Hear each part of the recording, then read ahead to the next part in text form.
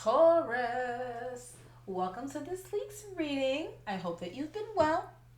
This week we're going to take a quick look at the energies coming in for you during this time. Of course, energy is timeless. Time isn't, it's an illusion. However, this is most potent at the time of release, but I always like to come back to my tarot readings that I personally watch in my own time after the fact, after a couple of weeks have passed, just to see if any messages resonate with me after I've gone through certain experiences that maybe wouldn't have resonated in the beginning because I didn't know yet or because I hadn't experienced it yet. All right, with that being said, I also want to let you know that this reading is for all Taurus placements: Sun, Moon, Rising, Venus, North Node, what have you. Cross watchers are also welcome here. With that being said, let's go ahead and get started. Thank you, Spirit, for allowing me to read for the Taurus Collective today. I ask for clear and concise messages as well as protection as for myself, the reading, and the collective as we go through this active divination together. Ashe, Amin. All right, so for those who don't know, I am a Taurus Sun, also a Taurus Mercury, so that's funny.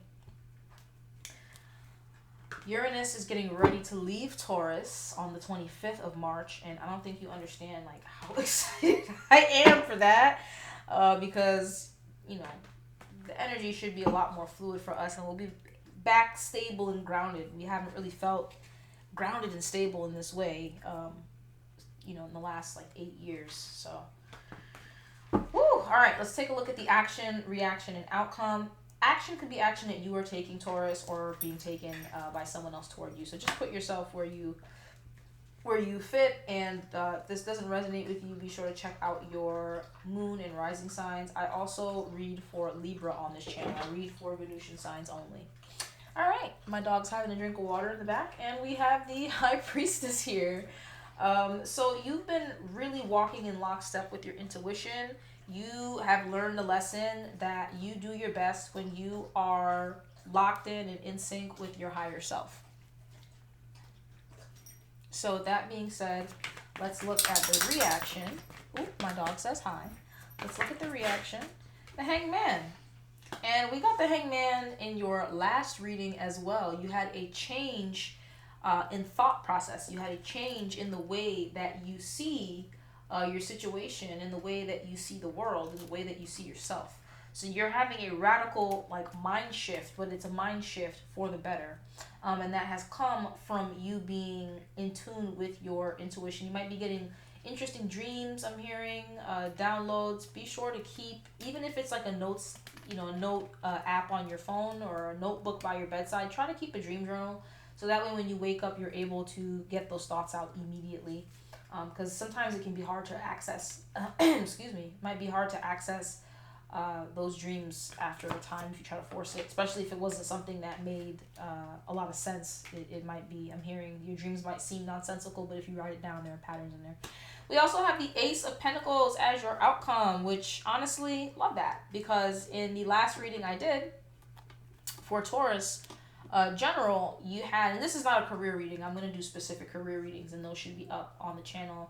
I try to stagger when I post, so I'm not spamming everyone with everything at one time. But in the last reading, we talked about you coming into financial abundance and stability through self-reflection and self-mastery. And so it looks, oh, my pets they're playing. Give me this pen. They're like trying to fight over a pen that I have on the floor. Sorry. Um,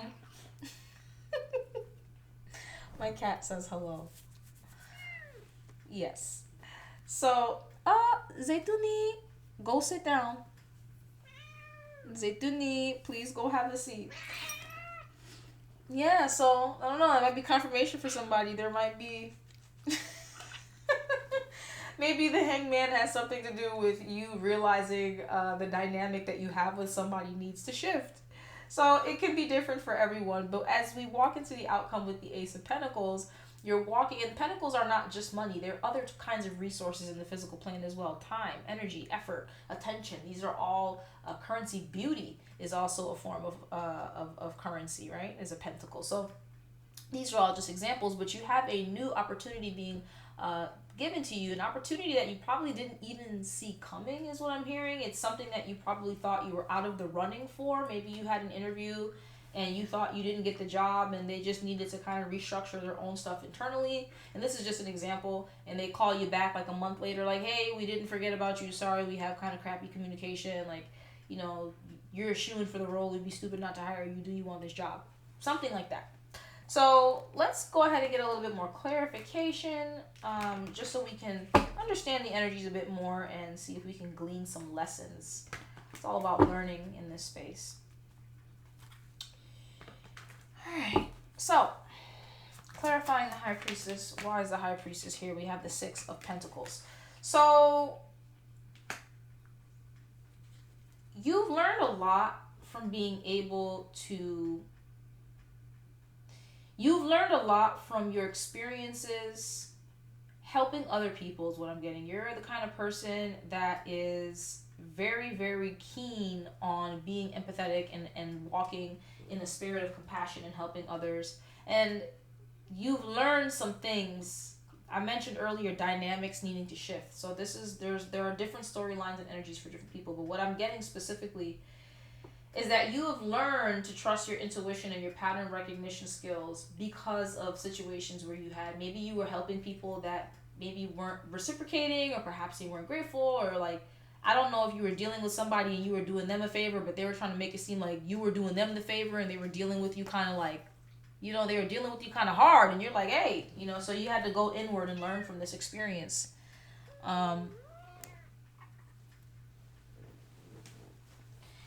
So to clarify the Hangman, ooh, put that back, it didn't show his face. We have the Four of Pentacles. So yeah, you pulled back from something. Four of Pentacles isn't just cleaving on to your money. It's cleaving on, like I said earlier, to any resource that we have in the physical plane. You pulled back your energy from someone and it made you see things differently. And now you have that clarity. Now you don't feel bad about pulling back your energy because you know what it looks like to have an abundance, to give someone an abundance of your energy and to be charitable and loving. And what maybe, like I said earlier, if that was not reciprocated, if that wasn't, sorry, I had to throw my cat somewhere else so that she wouldn't. My dog is laying here and she likes to come and like bat at the dog and do all of this, so I'm trying to avoid that. My pets are really active. I don't know. It might also just be the residual full moon energy. Anyway, you realized that a dynamic earlier, like I said, needed to shift. And in shifting said dynamic and holding back your energy, not because you want to go tit for tat, I'm getting, more so just because you want to preserve your peace. And you realize that pouring into a specific kind of connection or situation, it could be a person, a place, a thing, you know, take it as it resonates. Pouring into it it wasn't in your best interest. So you pull back a little bit. You see things a little bit differently now. And because of this, it opens up your mind space to be able to receive this new pentacle that's coming in. I'm hearing multiple streams of income. So if you've recently been blessed with a new job, for example, you have somebody else is coming to proposition you for like a side hustle or something like that, contract, and it's not even something that you see coming. Yeah, Nine of Wands. I don't usually read reversals in these general readings that I do, but I'm going to take it as a reverse. So you're finally releasing the stress, because I'm being guided to take it as a reversal, so I'm just going to take it.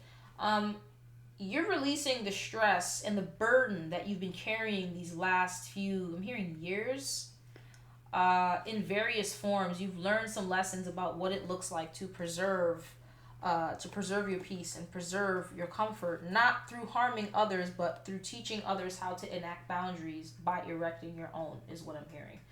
So with that being said, let's get into some oracle cards. Send you out of here with some advice. If this resonates, be sure to drop a like. It really helps. I would love to grow this community and have it be a space where we can all learn from each other, and just get to a point where we can have a little bit of a learning corner, sharing corner, catharsis corner. You know what I mean? All right, so, that's a lot of cards.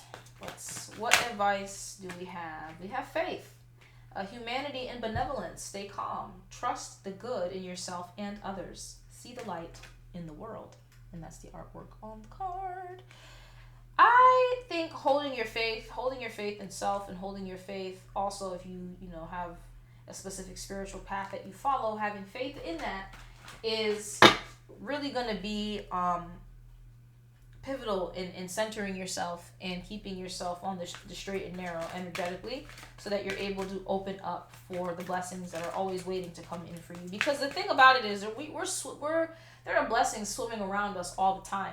It's sometimes, though, it's kind of hard to access it because we're just not in energetic alignment. And there was a time where I really didn't want to believe that. I was like, oh, that's like woo nonsense, and like, you know, it's just victim blaming. And be that as it may, in some cases, of course, this is why discernment is necessary, and so is empathy and compassion, to be able to recognize when it wouldn't be appropriate. You know what I mean? Like, this is clearly just an objectively terrible situation, and sometimes terrible things happen because terrible things happen and people have free will. But having faith is such an underrated part of our journey, and it's such an underrated part of our spiritual hygiene. It's very easy to neglect faith when we don't see it, but you know, we don't see the fruits of our labor. But that's when our faith is needed the most, is what I'm hearing. So keep believing in yourself. Don't think that you can't do something because you don't see evidence just yet. The absence of evidence is not the evidence of absence, is something, or something like that, is what I'm hearing. I don't know. You know what I'm trying to say. All right. What else? What else do we have here? We also have Saint Germain. This came out for you last week as well. So, karma releasing. So you're going through a period of clearing karmic debt, is also what I'm hearing.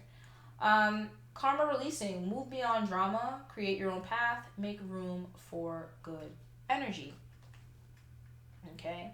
You are definitely in a time of releasing a lot of karmic debt that you've been carrying, because you're learning lessons. You are releasing, and you're walking in tune with your intuition. You're looking at things differently, and you're getting to a point now where you're able to release the karmic debt you have, also by keeping faith in self, and in your path and journey.